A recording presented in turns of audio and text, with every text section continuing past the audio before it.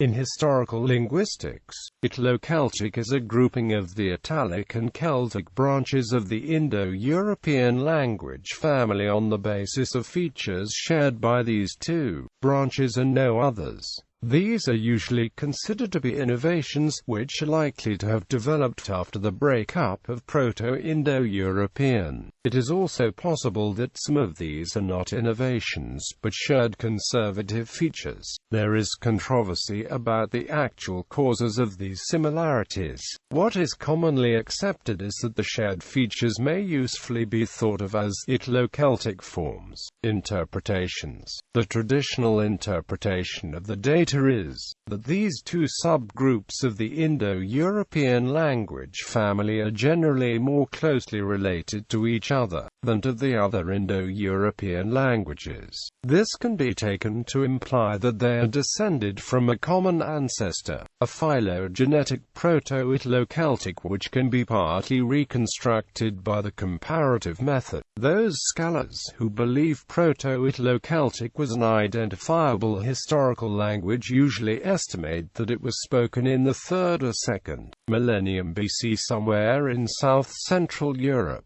This hypothesis fell out of favor after being re-examined by Calvert Watkins in 1966.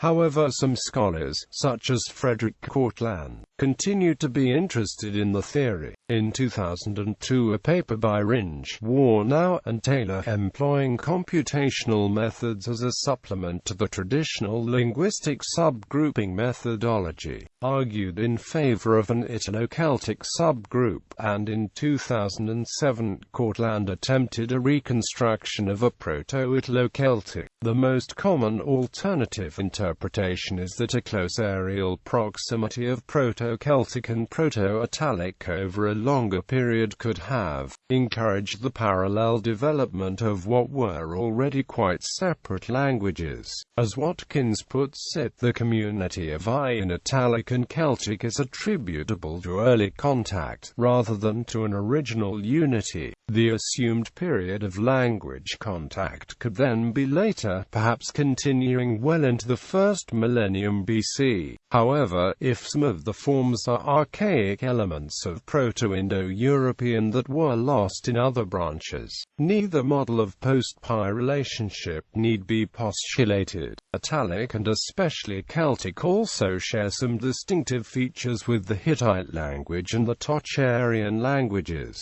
and these features are certainly archaisms. Forms. The principal Italo-Celtic forms are the thematic genitive in I, both in Italic and in Celtic. Traces of the osseogenitive of Proto-Indo-European have also been discovered, which might indicate that the spread of the I genitive occurred in the two groups independently. The I genitive has been compared to the so-called CVI formation in Sanskrit, but that too is probably a comparatively late development. The phenomenon is probably related to the feminine long I stems and the Luwunai mutation. The formation of superlatives with reflexes of the Pi suffix is a mo, where branches outside Italic and Celtic derive superlatives with reflexes of Pi ****.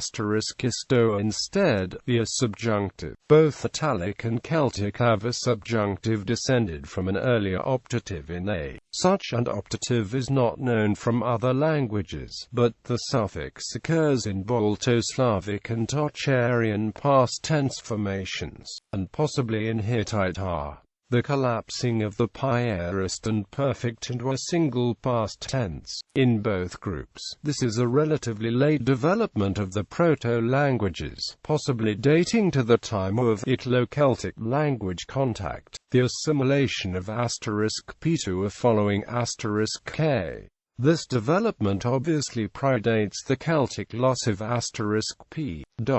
Pi ***penki 5 Latin quinc, Old Irish coic pi ***percu oak Latin quercus, Goidelic ethninum querni, in northwest has Spania quercani, pie *, pecked cook, Latin cocker, Welsh poby. Other similarities include the fact that certain common words, such as the words for common metals, are similar in Italic and Celtic yet divergent from other Indo-European languages. A number of other similarities continue to be pointed out and debated. The R-passive was initially thought to be an innovation restricted to Italo-Celtic until it was found to be a retained archaism shared with Hittite, Tocharian, and possibly Phrygian.